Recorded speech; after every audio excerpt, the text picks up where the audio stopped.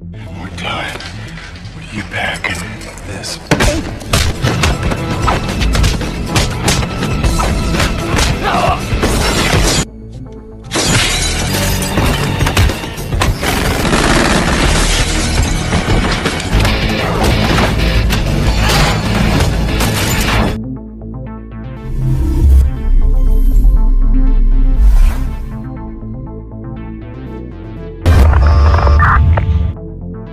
Halo teman-teman, apa kabar? Semoga kalian semua selalu sehat dan menjalani hari yang menyenangkan.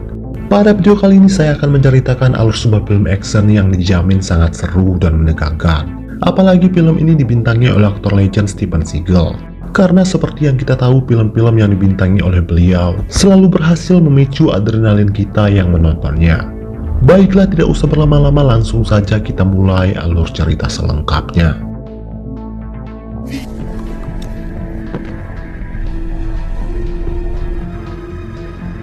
Di awal film kita akan diperkenalkan dengan seorang ketua mafia Rusia yang bernama Sonny Karval.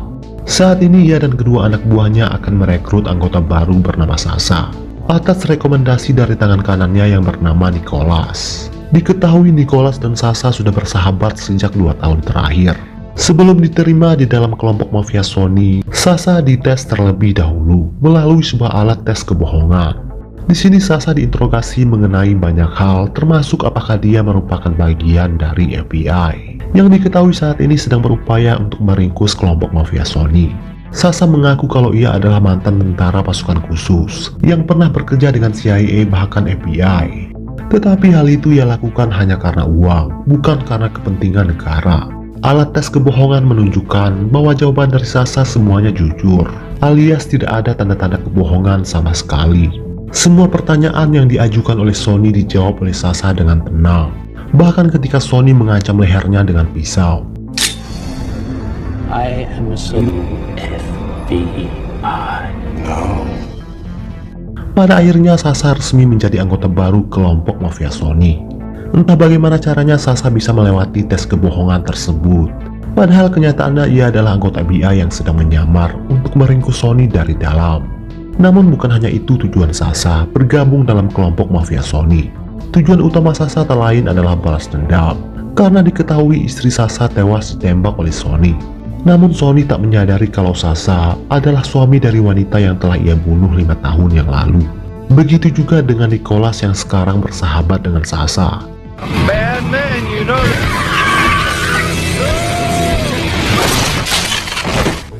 I'm a kick. Setelah itu Sasha dan Nicholas menuju ke markas barang haram milik Sonny yang sebentar lagi akan diselundupkan ke Rusia. Lalu tiba-tiba pasukan FBI menggerebek markas tersebut. Pasukan FBI ini dipimpin oleh agen William.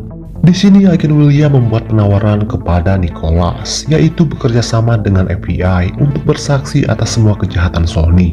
Tentunya dengan imbalan semua jejak kriminal Nicholas akan dihapus. Di sini Sasha menyarankan kepada Nicholas agar ia menerima tawaran tersebut. Akan tetapi Nicholas lebih baik mati daripada mengkhianati ketuanya sendiri. Secara sigap Nicholas melakukan perlawanan hingga baku tembak pun tidak terelakkan lagi.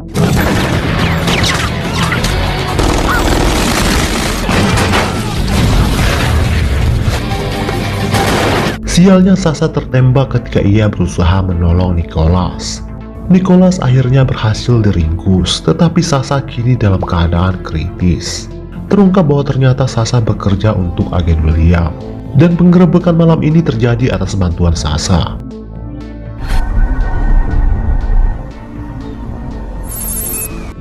Setelah menjalankan perawatan selama 6 bulan, akhirnya Sasha kini telah benar-benar pulih.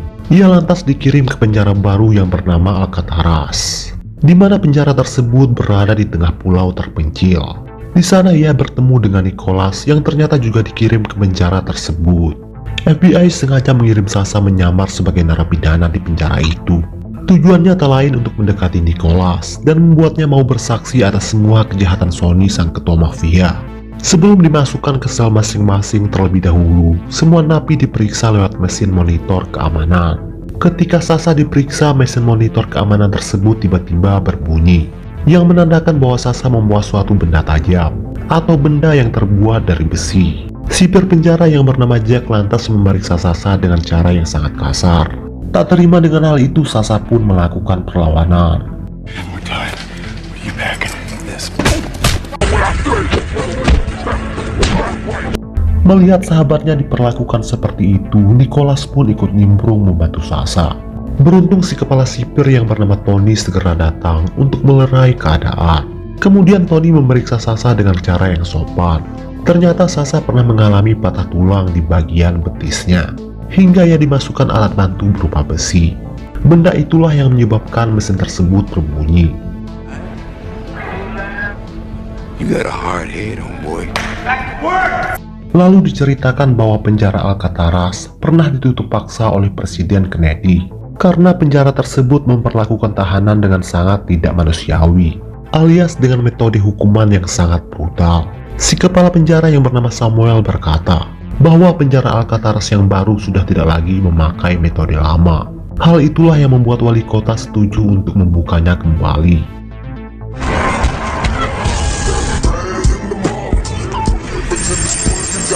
Beralih ke penjara, saat ini Tony sedang berpidato di depan semua napi.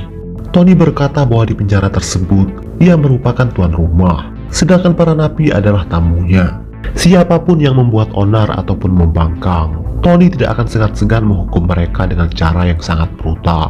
Sebaliknya, jika para napi bersikap sopan dan patuh, maka ia akan diperlakukan seperti bagian dari keluarga di penjara tersebut. Tony berkata kalau saat ini penjara sedang dalam proses perbaikan, dan semua napi akan diberikan pekerjaan dengan gaji yang layak, dimulai dengan pekerjaan menggali lantai di penjara tersebut. King James Bible. Climb the razor wire. Do the... Pada hari itu, seorang tahanan yang divonis hukuman mati tiba di penjara tersebut. Tahanan mati ini bernama Laster. Ia adalah seorang perampok jenius yang tertangkap karena mencuri emas bernilai 200 juta dolar. Diketahui sampai saat ini Laster masih bungkam terkait di mana emas itu ia sembunyikan. Bahkan ketika wali kota berjanji akan membatalkan hukuman matinya, Laster masih tetap saja bungkam. Tersiar kabar kalau Laster menyembunyikan emas itu di Alcatraz, di mana kala itu penjara tersebut masih kosong. Kemudian Samuel mendatangi penjara tersebut bersama dengan wali kota yang bernama Elizabeth. Tujuan mereka datang untuk menyaksikan eksekusi mati Laster yang akan terjadi hari ini. Mereka sangat yakin ketika Laster sudah berada di ambang kematian, ia akan luluh dan mau mengatakan di mana emas tersebut ia sembunyikan. Ternyata di balik itu semua, Elizabeth, Samuel, dan Tony berencana ingin menguasai emas tersebut untuk memperkaya diri. Mereka akan melakukan cara apapun untuk membuat Laster mau bicara. Atas dasar itulah wali kota setuju membuka kembali Alcatraz dan menyuruh semua napi untuk menggali penjara tersebut untuk mencari emas yang dimaksud.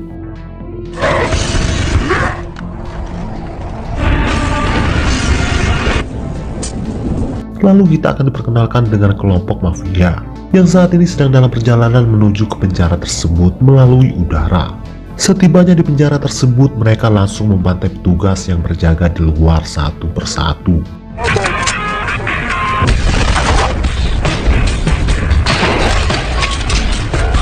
Kelompok mafia ini dipimpin oleh seorang ketua polisi bernama Michael dan tangan kanannya yang bernama Naomi. Tujuan mereka datang tak lain untuk mencari emas tersebut. Setelah berhasil melumpuhkan semua penjaga, kelompok mafia ini langsung menyusup ke dalam penjara. Kemudian mereka mensabotase sinyal telepon, alarm beserta saluran CCTV. 49-6-49-1. Sementara itu, Sasha dibawa menghadap Laster sebagai permintaan terakhirnya sebelum dieksekusi. Pertemuan tersebut dipantau langsung oleh sang wali kota melalui ruang monitor. Kelompok mafia itu kini telah berhasil menguasai sel penjara dan membantai semua sipir yang berjaga di sana.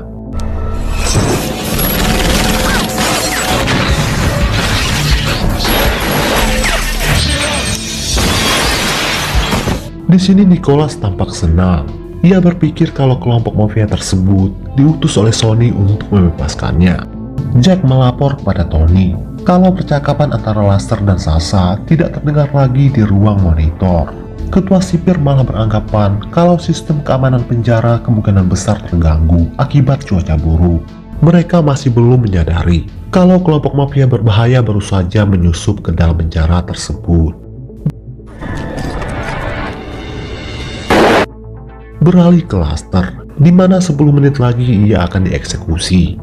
Ternyata Laster kenal dengan Sasha di saat mereka berdua masih menjadi tentara pasukan khusus. Laster lantas menjelaskan alasan kenapa ia enggan mengatakan di mana emas tersebut ia sembunyikan. Karena ternyata emas tersebut merupakan hasil dari pencucian uang yang dilakukan oleh beberapa pejabat korup termasuk sang wali kota.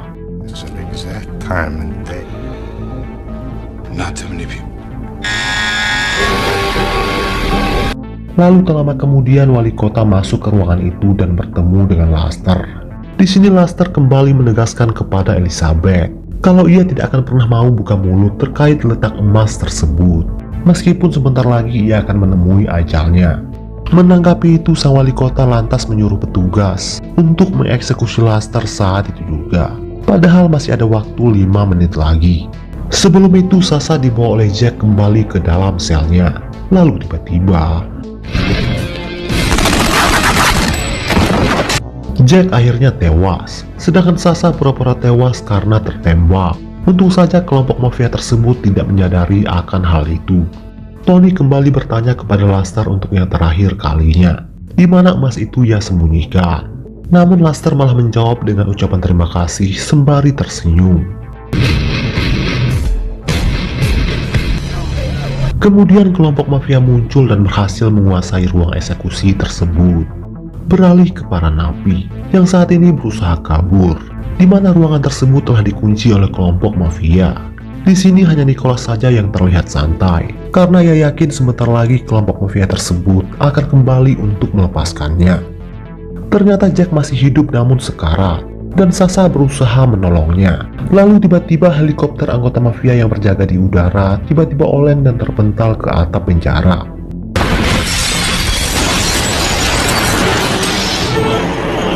Naomi dan anak buahnya lantas keluar untuk memeriksanya. Saat menuju keluar, mereka melihat Sasha membawa Jack. Sempat terjadi penembakan. Untungnya Sasha berhasil lolos.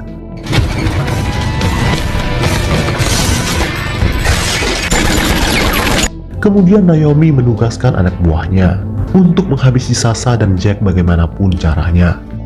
Sementara itu Michael berusaha membuat Laster mau bicara. Namun seperti biasa Laster masih tetap bungkam. Michael lalu menembak sang pendeta untuk membuktikan bahwa ancamannya bukanlah isapan jempol semata.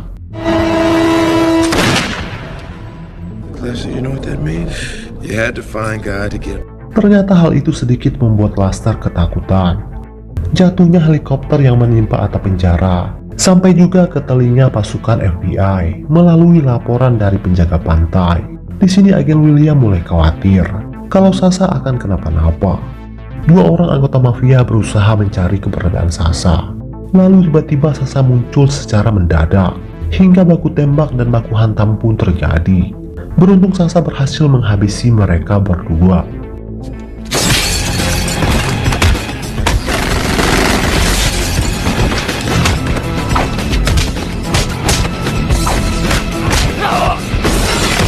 Beralih ke agen William yang berusaha menghubungi Alcatraz. Namun panggilannya tersebut dijawab oleh Michael, sang ketua mafia. Akhirnya agen William mengetahui kalau penjara tersebut telah dikuasai oleh kelompok mafia. Di sini Michael mengancam akan menghabisi semua sandera termasuk semua napi. Setelah itu ia akan meledakkan Alcatraz jika pasukan FBI berani datang ke penjara tersebut dan mengacaukan misinya. Michael berkata kalau semua sandera akan ia lepaskan setelah semua urusannya selesai. Bad boys who didn't get enough Love America. and what you call Beralih ke Naomi yang mendatangi sel untuk melihat kondisi helikopter tersebut yang ternyata sudah tidak lagi berfungsi. Di sini pada akhirnya Nicholas sadar bahwa kelompok mafia tersebut bukanlah utusan dari bosnya yaitu Sonny. Lalu tiba-tiba Sasha muncul dan saling menodongkan senjata dengan Naomi. Pada akhirnya Naomi terjebak di ruangan sel penjara tersebut. Lalu baku tembak pun terjadi. 11:37.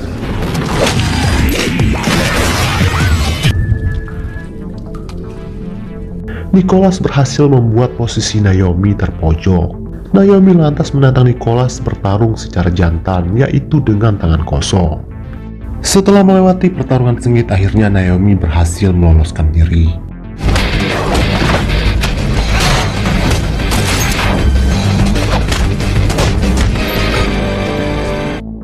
Beralih ke Michael. Saat ini ia mengikat sang wali kota di kursi eksekusi mati tersebut. Michael meminta FBI untuk segera mengirimkan helikopter. Jika permintaannya ditolak, maka nyawa sang wali kota yang akan menjadi taruhannya. Kemudian Naomi kembali dan melapor terkait Sasha, napi dengan skill bertarung yang lumayan mumpuni yang telah membunuh kedua rekannya. Kemudian Michael bertanya kepada Tony terkait latar belakang Sasha. Lalu tiba-tiba anak buah Samuel berhasil membalikan keadaan. Dengan mudah Michael berhasil melumpuhkan mereka semua dan kembali menguasai situasi.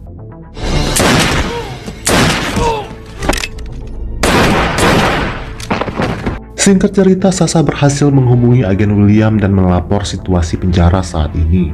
Agen William lantas menceritakan terkait latar belakang Michael. Ternyata ia merupakan mantan pasukan khusus yang sekarang bekerja untuk kepala penjara, yaitu Samuel. Dari Samuel lah ia tahu mengenai emas tersebut. Beralih ke para napi yang pada akhirnya berhasil merobohkan pintu sel penjara menggunakan mesin gun milik anak buah Naomi.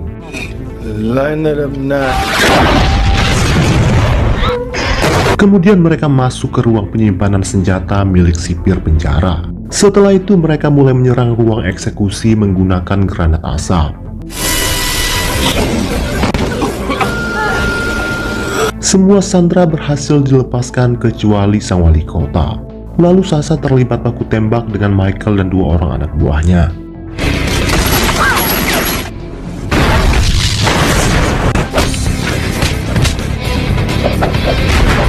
Kemudian terjadilah pertarungan sengit antara Michael dan Sasha. Di tengah pertarungan, Michael berhasil kabur.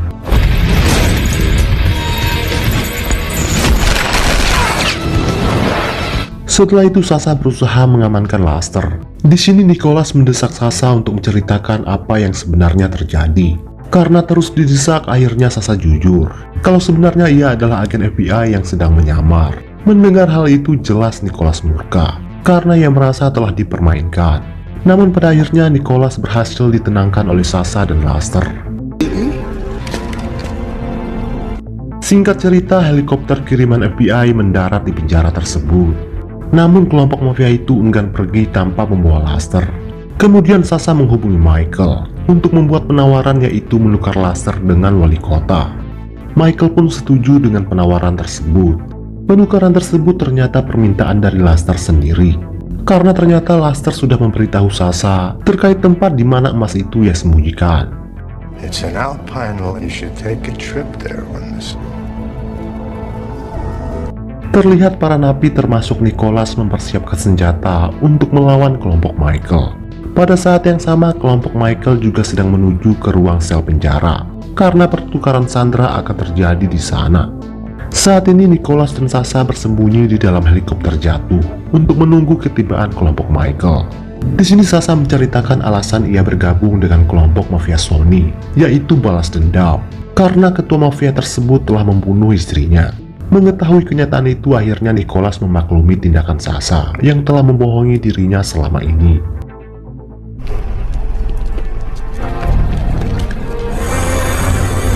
Pada akhirnya kelompok Michael tiba dan pertukaran pun dimulai. Setelah pertukaran selesai, Sasha langsung menginformasikannya kepada agen William. Saat itu juga agen William bersama pasukannya bergerak menuju ke penjara tersebut. Namun pertukaran tersebut malah berujung baku tembak yang dimulai oleh salah satu napi.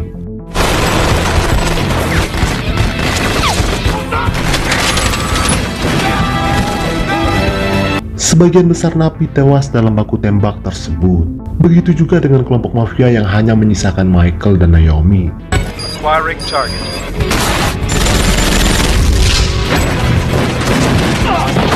Lalu pasukan FBI tiba dan baku tembak kembali terjadi.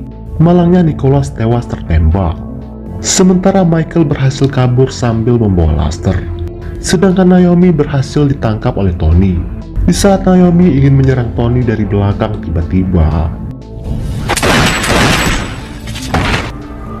akhirnya Naomi tewas di tempat. Setelah itu Sasha menghampiri Nicholas yang saat ini tengah sekarat dan pada akhirnya meninggal. Namun ternyata Michael juga telah menculik wali kota. Saat itu juga Sasha dan agen William mengejar Michael menggunakan helikopter. Namun Michael malah menjatuhkan si wali kota tersebut. Lalu tiba-tiba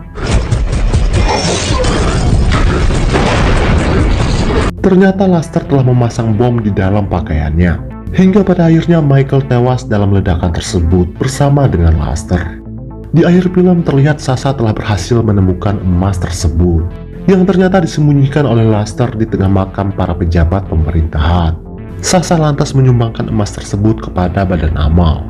Lalu sebagian kecil ia gunakan sebagai biaya untuk misi balas dendamnya kepada Sonny sang ketua mafia, dan film pun selesai. Baiklah teman-teman, sampai di sini dulu video saya hari ini. Semoga kalian terhibur dan sampai jumpa lagi di video berikutnya.